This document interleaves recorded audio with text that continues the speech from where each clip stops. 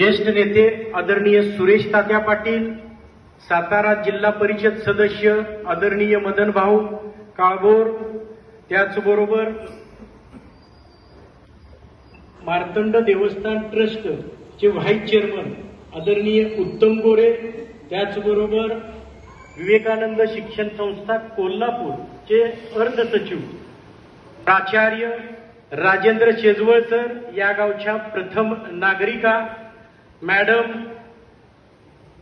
कदाचित माझ्या हातून एखादा नामोल्लेख राहिला तर समजून घ्यावं, त्याबद्दल क्षमस्व. मी अनेक कार्यक्रम बघितले, अनेक कार्यक्रमामध्ये गेलो, परंतु हा जो कार्यक्रम आहे हा एक आगळा वेगळा कार्यक्रम आहे. कारण ह्या ज्ञानाच्या कार्यक्रमामध्ये बोलताना प्रथमतः आपल्याला महाराष्ट्राचे थोर संत तुकोबाराया यांच्या एका अभंगाला स्पर्श केल्याशिवाय आपल्याला पुढे जाता येत नाही. तो अभंग असा आहे, त्यातून ज्ञानाची श्रीमंती काय असते ते आपल्याला समजते. अमा घरी धन शब्दांचीच रत्ने, अमा घरी धन शब्दांचीच रत्ने, शब्दांचीच यत्ने शस्त्र करू, शब्दाची आमुच्या जीवाचे जीवन, शब्द वाटू धनजन लोका. अगदी असंच व्यक्तिमत्व जे आज ज्यांच्या पुस्तकाचं आपण प्रकाशन करतोय त्यांची जर श्रीमंती बघितली तर ती शब्दांची श्रीमंती आहे. आणि तेच पुस्तक आज धन म्हणून आपल्याला ते देतायत, वाटतायत. खरं तर म्हटलं तर एक लेखक हा संवेदनशील, प्रतिभा संपन्न आणि नेहमी काहीतरी विचार करत असतो. आपल्या भावनांना, आपल्या आसपासच्या घटना घडतात त्या घटनांना तो आपल्या लेखणीतून उतरत असतो. अगदी सर त्या पद्धतीनंच आतापर्यंत जवळजवळ 26 आजचं हे पुस्तक, एवढी छान पुस्तकं लिहिली.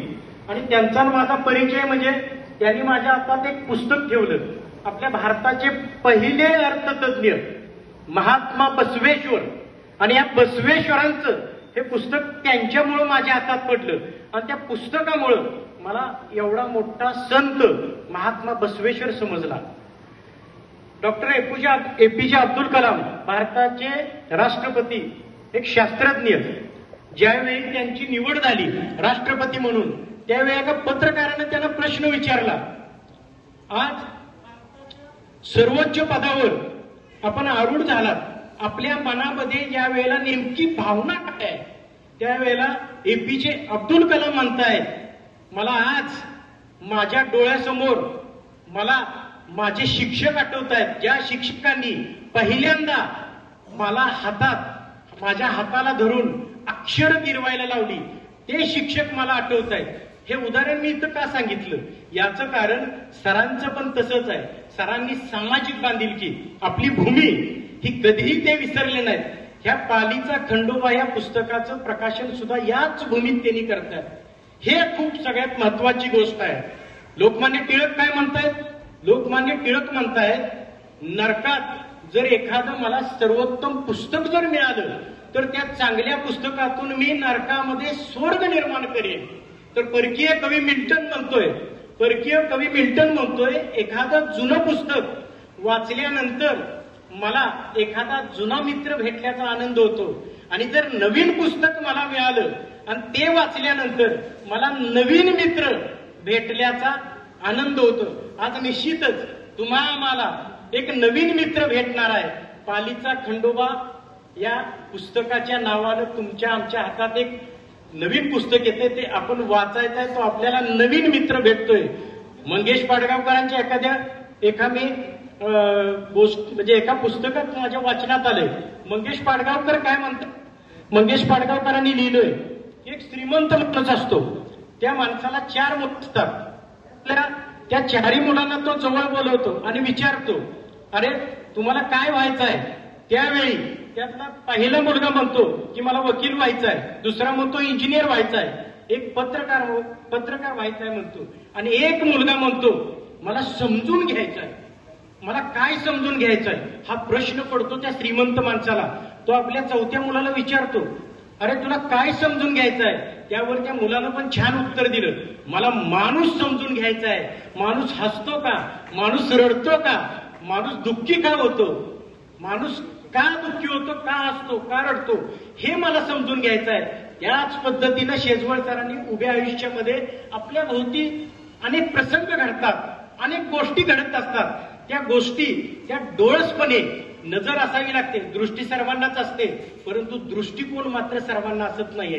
त्या प्रसंगाला त्याने आपल्या लेखणीमध्ये बद्ध करण्याचा तो डोळसपणा, तो दृष्टिकोन त्यांच्या ठाई आहे. म्हणूनच त्यातनं हा सगळा पत्रप्रपंच घडलाय. आणि या जाता जाता मी आता वेळ खूप कमी आहे म्हणून छोटसच कवी इंद्रजित भालेराव म्हणतायत. कवी इंद्रजित भालेराव काय म्हणतायत? ग्रंथाने ठेवली संस्कृती आपली, ग्रंथाने जपली संस्कृती आपली. किती म्हणजे सुंदर सांगतायत. प्रत्येकाच्या घरात असावे ग्रंथासाठी कपाट, प्रत्येकाच्या घरात असावे ग्रंथासाठी कपाट. देवा जसा पाठ देवाऱ्यात, देवा जसा पाठ देवाऱ्यात. कारण का तर प्रत्येकानं पुस्तकं वाचली पाहिजेत. पुस्तकं ही कधी ओरडत नाहीत, ती कधी रागवत नाहीत. आपल्या प्रवासाबरोबर, आपल्या प्रवासात सुद्धा ती 24 तास आपल्या बरोबर असतात. आयुष्यामध्ये पुस्तक वाचल्यानंतर मस्तक सशक्त होतं आणि सशक्त झालेलं मस्तक पुन्हा नतमस्तक होत नाही. म्हणून ज्या माणसाने खऱ्या अर्थानं लेखन केलं, लेखन करणं खूप अवघड. म्हणून आपण ह्या पुस्तकाचा, सगळ्यांनी हे पुस्तक वाचावं, त्यावर आपल्या प्रतिक्रिया द्याव्यात आणि नेहमी आपण वाचनाचा छंद जोपासावा. जाता जाता एवढंच म्हणतो, आनंद आनंद सर्वत्र आनंद, आनंद आनंद सर्वत्र आनंद. शुभ्र पाण्यात आनंद, आनंद ताऱ्यात आनंद. झऱ्यातून वाही स्वच्छ आनंद, आनंद आनंद सर्वत्र आनंद. इथेच पिकातून डोले आनंद, गातात पक्षी स्वरातून बोले आनंद. आनंद पाण्यात, आनंद गाण्यात, आनंद वाचण्यात, आनंद बोलण्यात, आनंद ऐकण्यात. आणि हा सर्व खटाटोप आहे तो सुद्धा आपला आनंदासाठीच आहे. निश्चितच आपल्या हातात ते पुस्तक पडल्यानंतर आपल्याला आनंद होणार आहे. जाता जाता मी थांबतो आणि त्यांच्याबद्दल 2 फक्त पंक्ती म्हणतो. लोक म्हणतात माणसानं सोन्यासारखं असावं, लोक म्हणतात माणसानं सोन्यासारखं असावं, परंतु मी म्हणतो माणसानं सोन्यासारखं असू नये. कारण सोनं हातात राहतं, सोनं गळ्यात राहतं, सोनं तिजोरीत राहतं. म्हणून व्हायचं झालं तर माणसानं परिसासारखं व्हावं, ज्याच्या संगतीत जावं त्याचं सोनं करावं. असं परिसासारखं व्यक्तिमत्व लाभलेले तुमचे गावचे सुपुत्र यांच्या पुस्तकाला मी पुन्हा एकदा, म्हणजे त्यांनी पुस्तक लिहिलं, लेखन केलं, पुन्हा एकदा त्यांना मी शुभेच्छा देतो. आणि असंच त्यांनी लिहित राहावं, आम्हाला वाचायला मिळत राहावं म्हणून मी शुभचिंततो. थांबतो. जय हिंद, जय महाराष्ट्र.